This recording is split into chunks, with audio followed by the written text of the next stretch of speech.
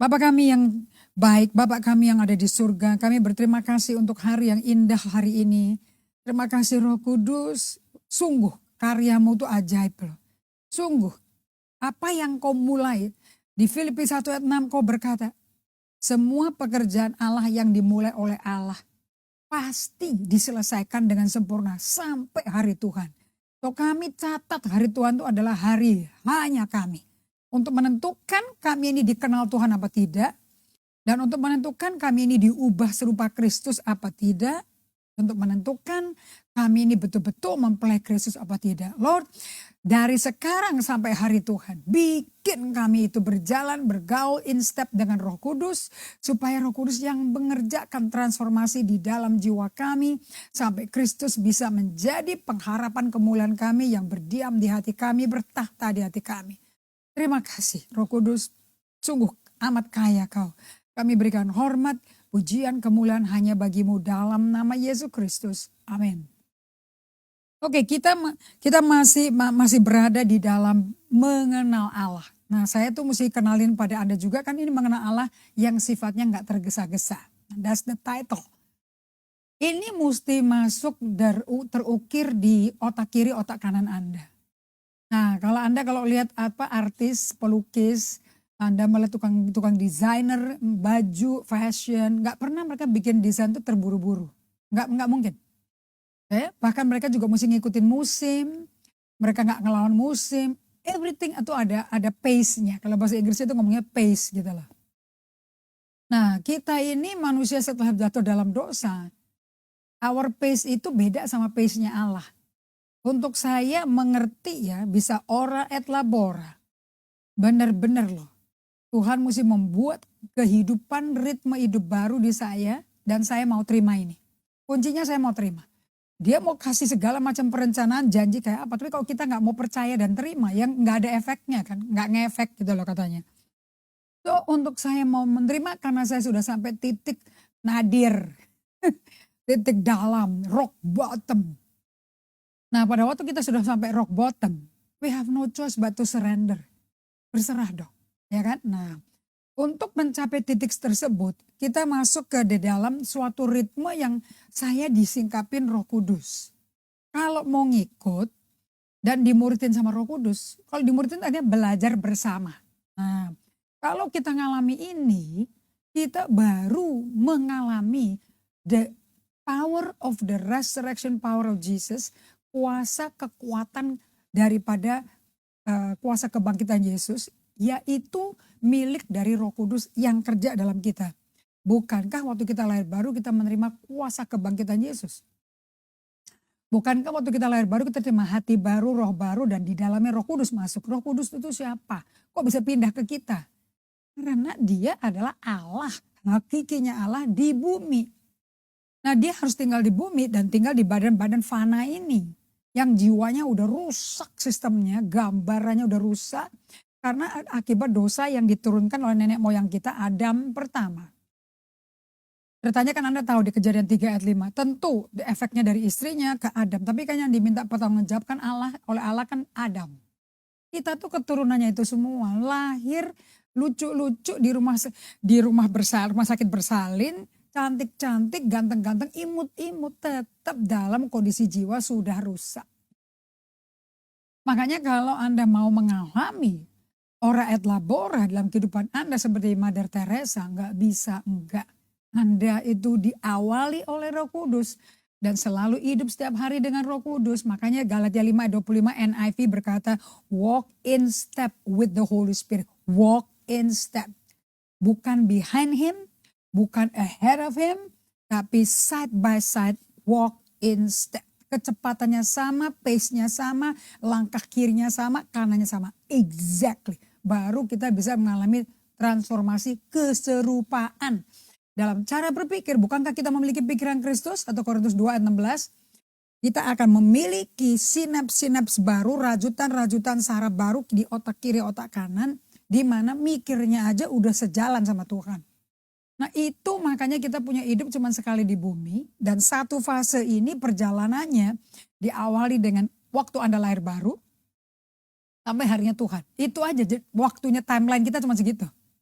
Nah, apakah Tuhan akan datang segera? Of course. Kita kan udah di akhir zaman. So, Anda nggak belajar untuk hidup contemplation.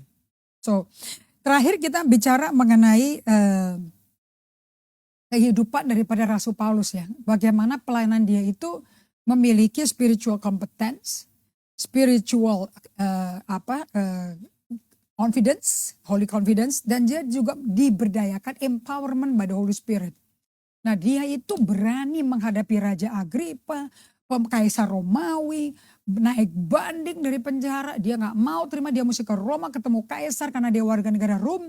Enak aja ditangkap, diseret ke penjara tanpa ada surat panggilan bahwa dia itu ada kesalahan melanggar pasal apa, nggak ada, dijublosin aja.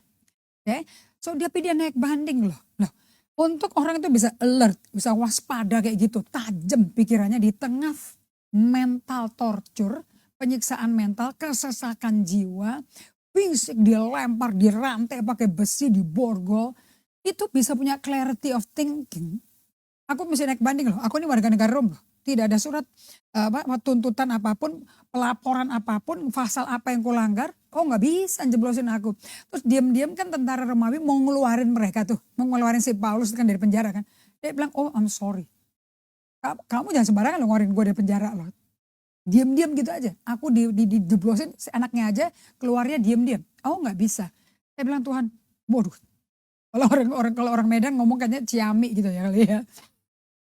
Hebat banget pikirannya begitu cerdas dan tajam. Kayak orang gak stres. Kita tuh waktu saya ngalami semacam kayak begitu, saya stres gak bisa mikir. Saya butuh teman-teman berpikir buat saya. Coba, Paulus bisa tajam loh, kayak gak terjadi apa-apa. Di mana dia tuh mempertaruhkan, menaruh nyawanya, berdiri di atas apa? Kita khotbah gampang. Di atas kebenaran, batu karang yang hidup, Yesus Kristus hidup, coba dong hidupin. Kalau Anda dijeblosin ke penjara, dituduh, dikhianati. Coba Anda bisa coba bilang, Anda kuat gak? Atau Anda pencak silat? Atau Anda stres, depresi? Paulus, gak ada counselor sama sekali waktu itu sama dia. Nah, only him and God. Makanya yang terakhir saya tulis, Paul itu memiliki yang namanya holy confidence. Oke, di sini dia mengeksersis keyakinanku dalam Tuhan. Dia kan dari 2 Korintus 3 ayat 1 sampai ayat 6. Dia bilang, pernah tua Korintus ya, keyakinanku ya untuk bikin orang-orang Korintus sampai lahir baru. Itu bukan keyakinanku sendiri karena aku pinter, orang Farisi paling ternama, summa cum laude, muridnya Gamaliel paling tua. Oh bukan, keyakinanku itu dari Allah. Saya nggak bisa earn it. I don't deserve it, but I'm confident God is with me. Allah beserta aku. Nah, untuk Anda ngalami kayak gini, prakteknya apa? Prakteknya namanya ora et labora. Nah, di sini di dalam ora et labora ini saya baru pelajari ya, bahwa orang-orang itu yang memiliki holy confidence, artinya keyakinannya itu di Tuhan. Bukan di kekuatan kita, koneksinya kita, orang-orang powernya yang mengelilingi kita, uangnya yang ada di kita. Nah, kayak Mother Teresa, Rasul Paulus, kekuatannya tuh di Yesus 100%. Aku mau hidup kayak begitu. Karena pada hari Tuhan saya akan bilang sama Tuhan, saya hanya akan senyum pada dia, nunggu dia ngomong. Mari hambaku yang setia. Baik sekali perbuatanmu. Masuklah ke dalam kerajaan bahagiaku. Saya gak mau ngomong kayak Matius 7. Tuhan, aku udah nubuat dalam namamu loh. Aku udah usir setan pakai namamu loh. Tuhan, aku udah lakukan semua itu. Saya gak mau dengar, aku gak kenal kamu. Pergi kau, pelaku kejahatan. Alasannya ditolak cuma satu. Aku tidak kenal kamu. Ini orang sibuk melakukan buat Tuhan. Pameran keren sekali. 1 Korintus 13 ayat 1 sampai 3. Kamu bisa pakai bahasa apapun. Mau bisa pakai bahasa roh, bahasa Mandarin, bahasa Rusia, pakai tafsiran. Mau pakai bahasa malaikat, pakai bahasa roh yang ada tafsirannya. Terserah. Kalau kamu gak ada kasih dalam kehidupanmu sehari-hari, kamu gak ada apa-apanya. Kamu kayak gong. Kayak alat musik, dia hanya yang nggak berdaya, nggak ada gunanya, kayak barang mati. Kalau kamu bisa punya iman sekalipun menyingkirkan gunung mencapakan, tapi tidak ada kasih, you're not even a Christian. Kamu menaruh badanmu jadi martir, dibakar itu demi agama, demi Yesus, taruh uang persembahan gede-gedean kayak apa. Terkenal namamu di plakat-plakat kayak begitu loh. Tapi kalau engkau nggak ada kasih, Tuhan berkata, you gain nothing. You're not even a Christian. Bahkan Kristennya tidak, nggak dikenal Tuhan artinya. Kasih itu sabar. Kadang ganti kata kasih sama Allah. Kan 1 Yohanes 4 ayat 8 berkata, God is love. Allah adalah kasih kan. Jadi 1 Korintus 13 ayat 4 sampai 8 coba ganti semua. Love is patient, right? Ganti dong, Allah itu sabar.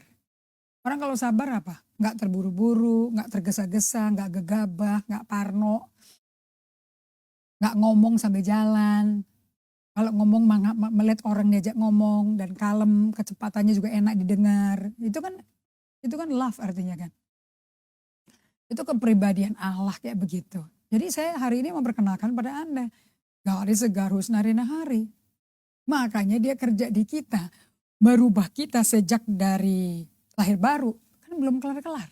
Saya aja baru mengalami kedalaman daripada transformation power daripada Roh Kudus di dalam jiwaku baru 6 tahun terakhir ini.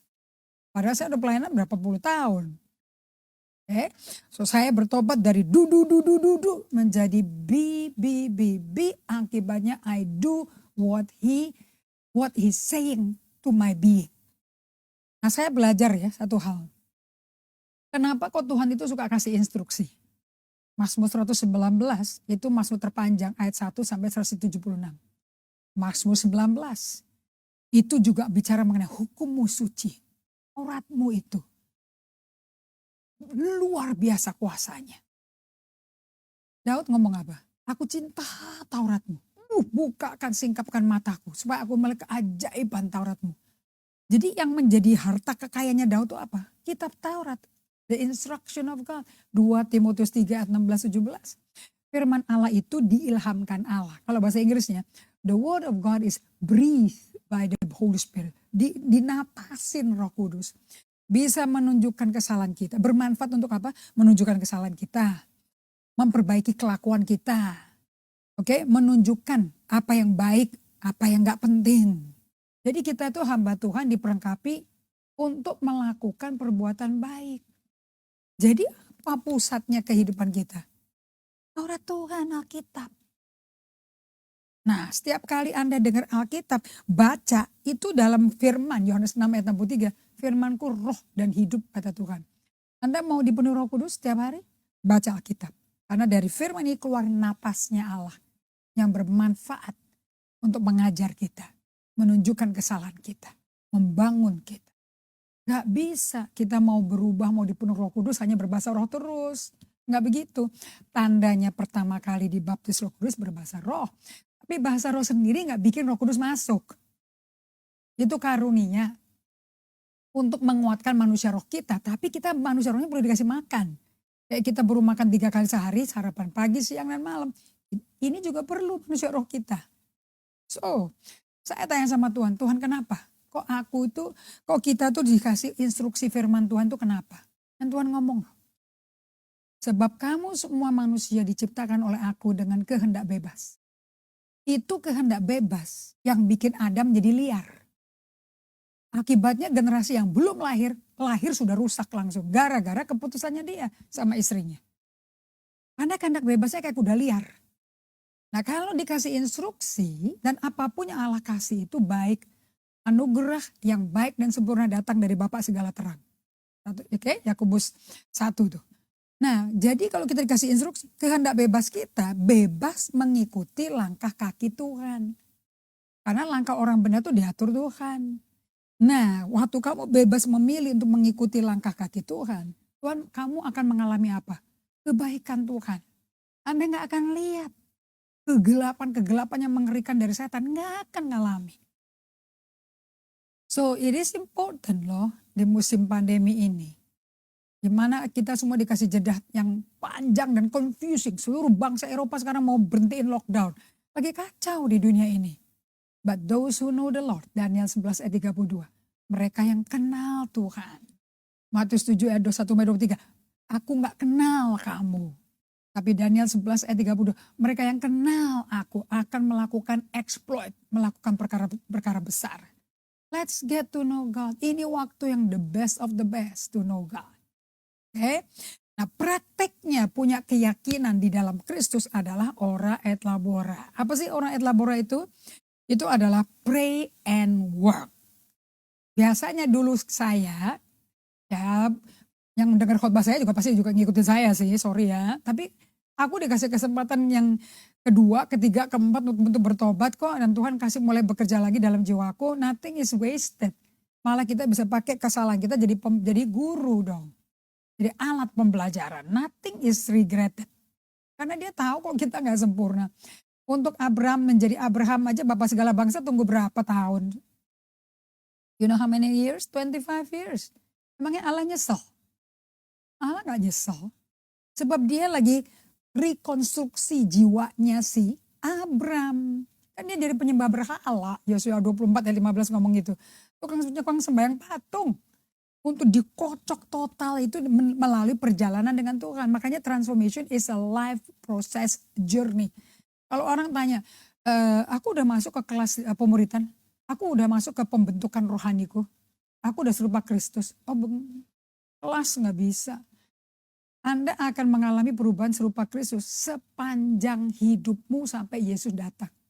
Baru nanti dalam sekejap mata, seperti dia, begitulah kita diubahkan. Serupa Kristus. So this is a life journey. Discipleship, spiritual formation is lifelong. Makanya dikatakan dia yang memulai pekerjaan baik dia akan selesaikan sampai sempurna kapan? Di hari Tuhan. Bukan dalam kursus 6 bulan masuk ke sekolah kitab kelar. No way. Okay. So ora et labora itu apa sih? Pray and work. Jadi pray and work itu bukan ada pray or work. Suci dan sekular, clergy and sekular, enggak. You are in the world, tidak seperti dunia, but with God. Makanya Anda ulang-ulang lagi deh, renungan berkali-kali deh. Sekalipun aku berjalan dalam lembah kekelaman. Berjalan sama siapa? Gak ada tongkatmu besertaku. Loh kalau gak adanya Tuhan, tongkat Tuhan besertanya Daud, ya berarti Tuhannya ada di situ dong. Ya kan? Though kalau bahasa Inggrisnya dong. Though I walk in the shadow. In the shadow. Though I walk in the shadow of the valley of death. I fear no evil. Because thy rod and thy staff, they comfort me. Allah itu kan penghibur. Kalau gak ada dan tongkat bisa menghiburnya berarti Allahnya ada di situ dong. Okay? Now bayang-bayangan hitam ada di situ. Tapi terangnya Allah lebih terang lagi di situ. Tergantung Anda ngelihat yang hitam atau ngelihat ke Allahnya. Anda mau entertain anjing hitam atau anjing putihnya? Asumsi anjing hitam itu manusia lama kita. Dan anjing putih itu manusia ciptaan baru kita. Oke. Okay? So ora et labora is the practice daripada hidup berdasarkan keyakinan dalam Tuhan yang diberikan cuma-cuma kepada kita dengan bentuk kompetensi dan pemberdayaan oleh kuasa Roh Kudus. Anda bisa bersaksi orang lahir baru. Anda bisa bersaksi orang dipenuhi Roh Kudus. Now that's empowerment of the Holy Spirit. Bukan Anda hebat gitu loh. Karena ada orang yang kebuka hatinya melihat Tuhan dan terima apa yang dijanjikan dari firman yang disampaikan si hamba Tuhan itu. Nah, saya perhatikan bahwa orang-orang yang ora et labora adalah orang-orang yang hidupnya kontemplatif. Hidupnya nggak dua macam. Oh aku kerja ya, nanti pulang kantor deh, gue doa deh ke gereja. Atau ya aku doa dulu ke gereja dulu, doa pagi dulu, nanti baru ke kantor. Itu manusia dua pribadi itu saudara. Anda pray and work at the same time karena Allah besertamu. Jangan nyanyi bersamamu Tuhan, oleh kulewati semua. No. You cannot say Anda bersama Tuhan. Orang Anda pisahin Tuhan kok. Jam doa sendiri, jam kerja di kantor sendiri, dan selama kerja lupa Tuhan. Nah, orang-orang yang hidup kehidupan kontemplatifnya, kontemplatif itu bahasa Inggrisnya contemplation. Contemplation is simply slowing down to stop to be with God. Sini saya tulisnya aja hanya being with God ya. Ini mesti diulang-ulang. Karena ini Anda mesti lakukan every day. Minimum 2 kali sehari. Ketemu Tuhan pribadi 2 kali sehari. Nggak bisa ditawar. Jangan bilang Anda kenal Tuhan. Anda cuma beragama Kristen tapi nggak kenal Tuhan loh. Seperti Matius 7. Because you never meet him. Anda nggak pernah ketemu dia kok. Ibadah kan bukan pertemuan sama Tuhan. Pertemuan sama Tuhan itu bergaul, menginvest waktu, tenaga, membuat agenda khusus intensional. Aku mau ketemu Tuhan dulu, karena Tuhan lagi menanti aku. Nah, orang-orang yang kehidupannya kontemplatif seperti ini, day after day, month after month, decade after decade, mereka tuh hidupnya full of power of the Holy Spirit. Berjalan dengan kuasa Roh Kudus loh. Oke, dan mereka doanya tuh benar-benar di jam-jam yang jelas sekali. Sehingga kehidupan aktivitas mereka sama kehidupan bersama Tuhannya itu nggak seperti balon kecil sama balon gede gitu loh. Nah kalau aktivitasmu itu lebih gede dibandingin waktumu pribadi sama Tuhan, itu Anda manusia 2 pribadi tuh. Karena Anda mau lakukan buat Tuhan, aku mau bikin ini, kenapa tuh ya? Oh gerejaku tuh kayaknya butuh jiwa baru tuh, ayo kita bikin penginjilan yuk. Habis itu udah bikin plan yang bikin penginjilan. Kita minta kepada Tuhan untuk berkati, untuk aminkan, untuk urapi, untuk jiwa baru dikirim. Kita tuh jadi merintahin Tuhan. Tapi waktu kita sama Tuhan, Anda bisa lihat di diagram nih ya. Anda bisa, tapi waktu mau contemplation sama Tuhan, yelah waktunya setahun mungkin 2 kali ketemunya malam Natal sama malam Paskah kali. Itu pun ya ibadah. Jadi aktivitas itu idenya siapa? Inisiatifnya siapa? Nah itu Marta tuh. Tapi kalau Maria lain. Contemplation life-nya dia, kehidupan kontemplatif dia, being with God-nya. Itu lebih banyak atau sama dengan aktivitasnya. Karena aktivitas itu keluar dari instruksi yang dia dapat by being with God. Jadi aktivitas itu adalah manifestasi dari karena waktu dia ketemu Tuhan tuh ngapain, ngalami apa. That's the manifestation. Jangan agenda aktivitas sendiri, agenda ketemu Tuhan sendiri. 2 buku terpisah nggak bisa. Justru dari agenda bersama Allah keluarlah aktivitas tersebut. Makanya Yohanes 5 ayat 19 Yesus ngomong apa? Anak gak bisa berbuat apa-apa loh kecuali anak melihat bapaknya melakukan sesuatu.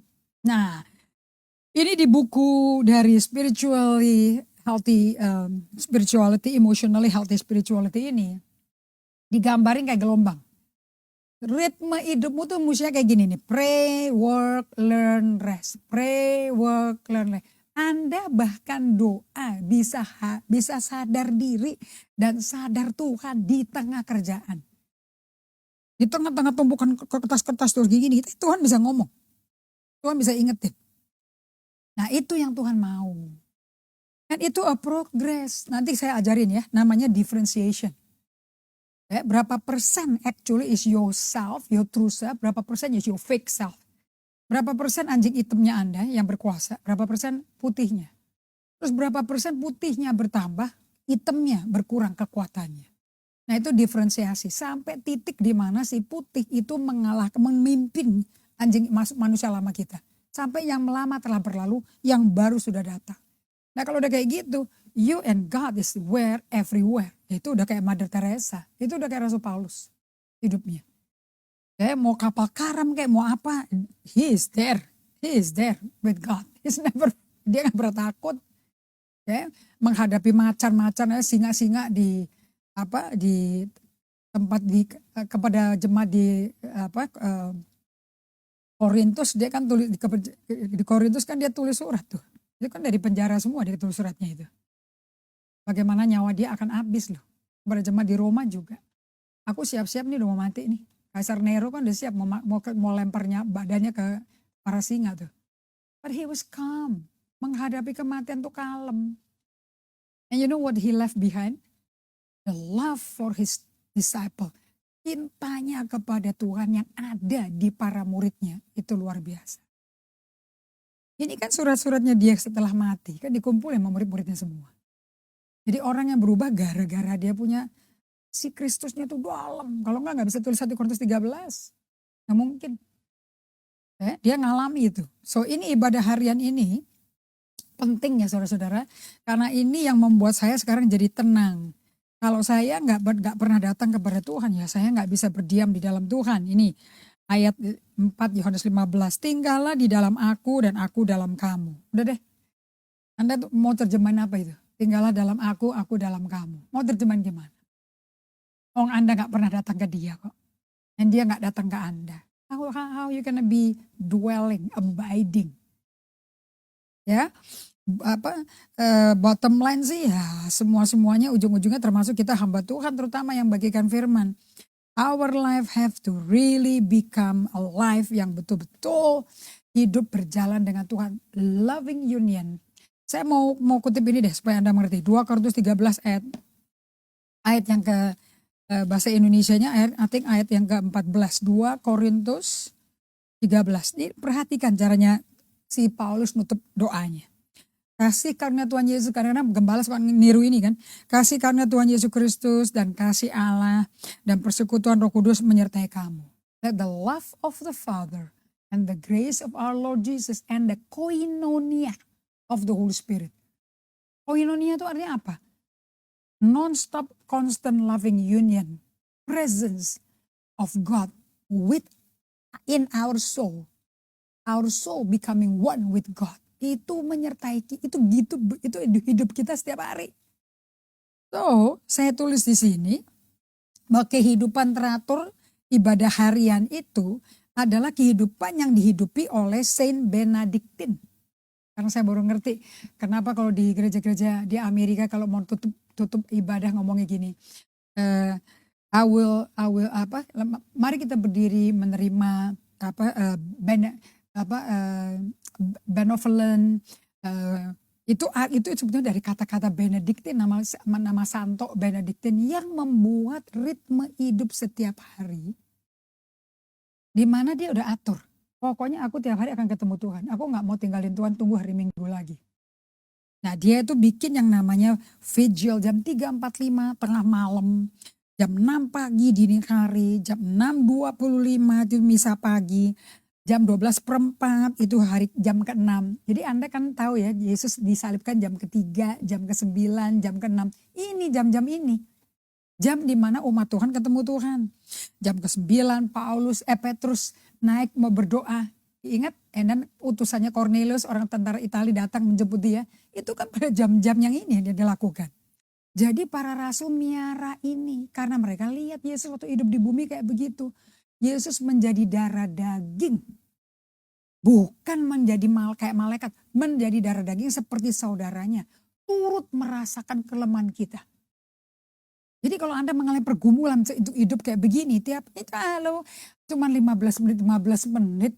Tuhan 15 menit duduk berdiam. Anda gak bawa Alkitab, Anda gak pakai apa-apa. Hanya berdiam, hanya mau bersama Tuhan. Wow, itu powernya luar biasa. Saya pun ngalami.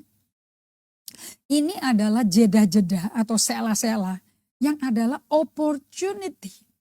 This is opportunity untuk ngingetin kita akan Tuhan dan mengakui Tuhan dalam segala langkah kita di tengah kesibukan kepadatan agenda kerja kita. Anda tuh butuh Tuhan itu kapan? Justru lagi di kantor kerjaan, mesti bikin keputusan, jalan gak jalan, bayar apa gak bayar, beli apa gak beli. Keputusannya ini gimana? Jemaatnya lagi mengalami tantangan pernikahan. Dia lagi perang sengit mau cerai. Apa ini keputusannya? Karena nggak bisa keputusan jagoan neon gembalanya, kan mesti Tuhan yang mutusin. Dan berarti gembalanya maupun jemaatnya pada waktu pertemuan itu mesti ketemu hadirat Tuhan, nggak bisa enggak. Dan Tuhan tuh mesti kerasa hadir di situ. Nah kalau kita nggak biasa praktek hidup di hadirat Tuhan, kok bisa hadirin Tuhan di ibadah tuh gimana ya? Kan kita cawan kosong, mau ngasih apa? Nah, makanya sekarang saya ngerti di Amsal 3 ayat 5, 6, 7. Aduh saya inget-inget, ini amsalnya pedagang nih, amsalnya pengusaha. Percaya kepada Tuhan dengan segenap hatimu. Dan jangan mengandalkan pengertianmu sendiri. Udah deh, jangan anggap lu pinter. Mentang-mentang dulu berhasil. Punya berapa perusahaan, nggak berarti sekarang itu main pede sendiri, Oh udah bisa, gue udah ngerti udah kayak gini. Nggak bisa. Tetap jangan percaya dirimu sendiri. Jangan percaya you. Apalagi kalau you-nya manusia lama. Manusia yang udah rusak sistemnya tuh. Why do you want to trust the manusia lama yang mesti berlalu, yang manusia baru udah datang. Yang mesti percaya manusia baru dong. Itu yang ada Roh Kudusnya. Itu yang perlu didewasakan antara sekarang, karena Anda ketemunya sekarang, sampai hari Tuhan. That's the determination. That's our assignment. Tugas saya utama bukan khotbah loh. Tugas utama saya hidupin yang saya khotbahin. Every day. Minimum 5 to 7 times a day. Daud 7 kali sehari melakukan ritme ibadah harian itu. Daniel 3 kali sehari. Gara-gara itu dia lakukan. Dia dimasukin ke dapur perapian loh. Sama Sadrak, Mesak, Abednego. Dia dimasukin gua singa loh. Karena dia menyembah Tuhannya dia. 3 kali sehari kan dia gak mau nawar. Nah, ingat pada Tuhan dalam segala sesuatu yang kau lakukan. Saya pakai terjemahan bahasa Indonesia bebas ya. Ingat pada Tuhan dalam segala sesuatu yang kau lakukan. Maka Tuhan akan tunjukkan kepadamu cara hidupmu yang baik. Kalau terjemahan bahasa Indonesia Lembaga Alkitab, maka jalanmu akan dilurusin. Gak mungkin kepleset-pleset masuk ke jurang tuh gak mungkin. Jangan anggap dirimu lebih pandai daripada seharusnya sebenarnya. Taati Tuhan deh, jauhilah yang jahat. Nah, Amsal 3 ayat 3 sampai ayat 7 jangan ditawar. Renungkan, praktekkan sendiri tiap hari. Dan kita jangan khotbah dari kutip ayat terus dikhotbahin. Udah diterjemahin pakai nalar kita. Gak bisa loh. Ini mesti keluar dari pengalaman ketemu Tuhan loh. Anda ngalami sendiri Tuhan itu menunjukkan jalannya kepada kita. Ternyata jalan yang baik. Jadi ingat ya, Anda saya perkenalkan. Ora et labora itu adalah orang yang hidup sesuai aturan hidup. Rule of life. Seperti ada teralis. Yang inilah yang disebut oleh Tuhan sebagai harta karun kuno. The rule of life. Ini adalah teralis kehidupan pengikut Kristus. Hari ini saya sharing sama Pastor If ya. Kemarin saya punya kesaksian hidup yang luar biasa. Sekretaris saya itu udah kerja sama saya 11 tahun. Orangnya kalau saya perhatikan, kalau saya lagi tegang, lagi ngalami tekanan, dia kalau dilihat saya tegang dan suara tegang saya kan udah pasti melejit dong. Negur, gertak kalau nadanya kayak begitu. Ternyata responnya dia itu menjadi takut terus shutdown. Kayak mesin tuh mati powernya. Jadi kalau diajak ngomong itu saya jadi bisa teriak. Kenapa? Kayak orang gak didengerin. Saya kan belum mengerti dalamnya dia tuh kayak apa. Nah ini yang saya baru ngerti kenapa Matius 7 berkata, nyah kau, aku gak kenal kamu. Itu kenal artinya apa?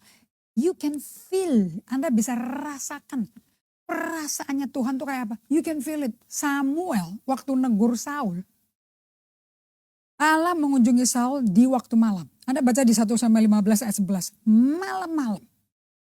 Dan dikasih tahu Allah tuh nyesel sama si Saul. Anda mau tahu? Semalam-malaman Samuel bisa nangis. Jerit-jerit ke Tuhan. Tahu gak kenapa? Karena penyesalan Allah bikin Saul jadi raja Israel. Ngikutin desakan rakyat. Allah tuh nyesel. Berduka nangis. Si Samuel saking akrab intimnya satunya. Ikut nangis malam-malaman. Buka deh 1 Samuel 15 ayat 11. Jadi Alkitab kita tuh ngajarin apa? The way you know God is by knowing His feeling. Kenallah perasaan Tuhan. Kalau memang Tuhan gak mau kita kenal perasaannya, ya buat apa ditulis dong? Allah nyesel. Waktu rakyat manusia yang dia ciptakan tuh bikin menara Babel kan, bikin negara sendiri, kota sendiri, bahasa sendiri, menara Babel sampai ke langit-langit mau ke surga sendiri, saudara. Dan Allah melihat itu dia kacaukan kan bahasanya kan, supaya gagal kan rencana manusia. Itu Allah nyesel loh bikin manusia. Zaman Nuh juga, gue nyesel manusia kok jahatnya kayak begini sih. Sampai dimusnahkan dengan air bah loh. Itu ditulis buat apa? Hey, if you want to know God, get to know His feeling. Orang dia bukain kok di Alkitab kita, perasaannya dia kayak apa. Apakah Allah pernah murka dan marah? Pernah dong kepada nenek moyang kita di padang gurun. Why don't you focus on the feeling of God? Because that's the way Tuhan ngomong ke kita. Oke. Nah, ini kesaksiannya dari hidup ibadah harian dengan ritmenya Saint Benedictine. Oke. Padahal saya belum sampai 8 kali per hari loh. Baru 3 sampai 5 kali max per hari. Saya bisa duduk di ruangan. Ini kebetulan kondisi emosi dari sekretaris saya lagi nggak sehat sama saya. Hari itu di kamar Zoom, kemarin ini, kamarnya ditutup, AC-nya dingin, kita berduaan. Posisi saya sama dia cuma setengah meter jarak, badan dia paling jauh ke badan saya paling jauh. Jadi rongganya itu cuma satu kursi. Di tengah itu dia sibuk dengan kerjaan, dia yang di handphone, yang dia lagi charging, dia juga mesti ngatur Zoom untuk screen share untuk PowerPoint saya. Dan saya mesti nunggu untuk jam dibukanya Zoom screen saya untuk khotbah dong. Waktu saya nunggu, I was doing solitude silence. Saya tuh bisa lihat dia gemeter, dia lagi nervous. Tapi kok jiwa saya kalem. And I was so calm, but I can see her shaking. Dan saya gak terganggu, but I can feel her. Satu ngeliat, yang kedua feeling it. Dan I was dari dalam batin saya, ini bukan indera utamanya.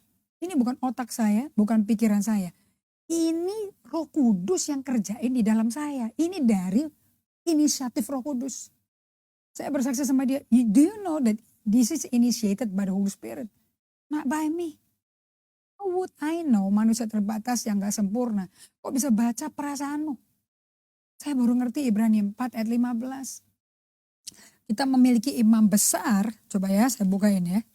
Imam besar, ini pengalaman ini real. Aduh kalau suami istri bisa begini, gak mungkin ada cekcok, gak mungkin ada cerai lah. Gak mungkin. You can feel your spouse, you can feel your children. Sebab imam besar yang kita punya bukanlah imam besar yang tidak dapat turut merasakan kelemahan-kelemahan kita.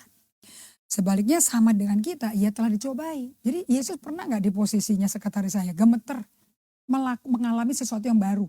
Dengan orang yang keras. Gaya saya ngomong, saya bilang ternyata gaya saya ngomong selama ini itu kayak gertak orang ya, negor.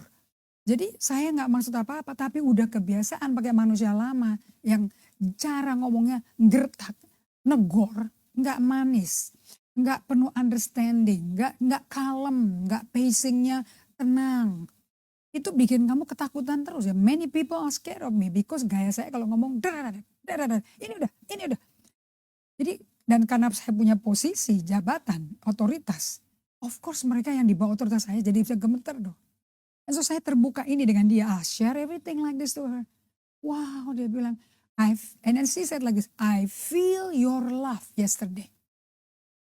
Bagaimana orang yang subordinate saya, bawahan saya, lagi ketakutan, stres sama saya, bisa feeling my love because Roh Kudus yang hadir di antara kita, di ruangan tertutup itu, ruangan kecil itu. And I was learning, this is your work, ini tangan kerja tanganmu Tuhan.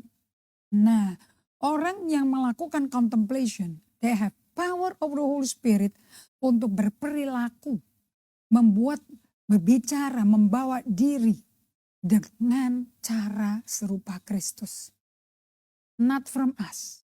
Saya aja terkagum-kagum kok. Kenapa? Ini pasti dari pihak Tuhan. Mujizat ini terjadi. Mazmur ngomong itu loh. Pakai bahasa itu loh. Okay? So Mother Teresa ngidupin kehidupan seperti ini. Okay? Saya lihat di slide saya yang 111. Mother Teresa itu berkata seperti ini. We do our work for Jesus and with Jesus and to Jesus tuh. And that's what keeps it simple. And you know kemarin itu ibadah saya itu khotbahnya hanya buat kaum ibu loh. Ternyata nggak ada waktu lebih dari sejam, ada kontak dari gereja yang saya layani. Boleh nggak itu disebarkan untuk di khotbah hari Minggu kita? Oh, of course. Jadi sekarang bukan buat ibu aja, buat semuanya umum. Of course.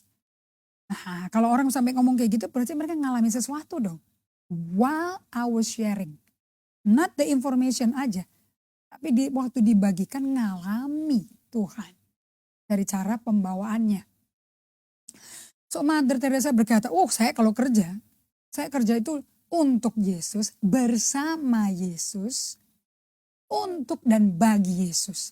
And that's what keep it simple. Jadi Mother Teresa tuh gak pernah berat, gak setengah mati karena Yesus menyertai dia. Dia pakai kekuatan, confidence, kompetensi, dan pemberdayaan Roh Kudus. Bukannya saya kerja terus ngurusin satu anak yang dibuang orang tuanya di pinggir jalan berdebu di Kolkata. Terus saya kerja setengah mati, bopong, gendong ke rumah sakit. Oh no, Jesus is with me. I'm doing it for Him and unto Him. Right? So, jadi saya mendapat jawaban seperti ini. Ini quote ya dari Alan Falding. Good works, kerjaan baik seperti 2 Timotius 3 ayat 17 ya. Kita semua hamba Tuhan diperlengkapi untuk melakukan pekerjaan baik. If kamu mendengar ilham Allah, napas Allah berhembus ke roh Anda membawa firman Allah. Good works grow in the soil of contemplation and it is inseparable.